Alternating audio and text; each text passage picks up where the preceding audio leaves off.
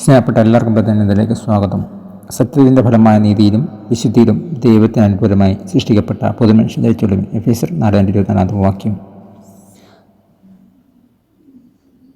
നമ്മുടെ ആത്മീയ രൂപാന്തര സമയത്ത് നാം യേശുവിൻ ആയിരിക്കുമ്പോൾ നാം ഒരു പുതിയ സൃഷ്ടിയെ മാറുന്നു. 2 കൊരിന്ത്യർ 5:14 വാക്യം. എഫെസോസ് സഭയ്ക്കുള്ള പൗലോസിൻ്റെ ലേഖനം അവരെ ക്രിസ്തുവിന് വേണ്ടി വേർപെട്ട് അവരുടെ ആന്തരിക രൂപാന്തരങ്ങളെ വെളിപ്പെടുത്താൻ പ്രോത്സാഹിപ്പിച്ചു. ചതിമോഹങ്ങളാൽ വഷളായി പോകുന്ന പഴയ മനുഷ്യനെ ഉപേക്ഷിച്ച് നിങ്ങളുടെ ഉള്ളിലെ ആത്മാവ് സംബന്ധമായി പുതുക്കം പ്രാപിച്ച് സത്യത്തിൻ്റെ ഫലമായ നീതിയിലും വിശുദ്ധിയിലും ദൈവാനുരൂപമായി സൃഷ്ടിക്കപ്പെട്ട പുതുമനുഷ്യനെ ധരിച്ചുകൊള്ളുകയും. എഫെസോസ് 4:24 വാക്യം. രൂപാന്തരം വരുത്തുന്ന യേശുവിൻ്റെ ശക്തി നമ്മളിൽ സജീവമാണെന്ന് കാണിക്കാൻ നമുക്ക് DNA പരിശോധനകളോ രക്തപരിശോധനകളോ ആവശ്യമില്ല.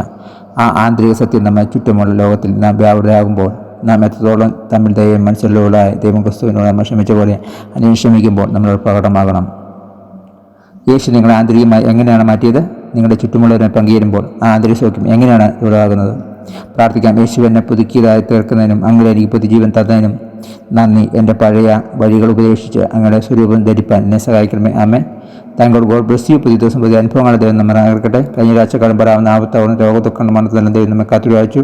ഞാൻ ദൈവത്തിന് നന്ദി പറയുന്നു. പുതിയ ആഴ്ചക്കാലം ദൈവം നമ്മെ അത്ഭുതകരമായി നടത്തട്ടെന്ന് പ്രാർത്ഥിക്കുന്നു, ആശംസിക്കുന്നു. ഒരു കൂടെ God bless you in Jesus name. Amen.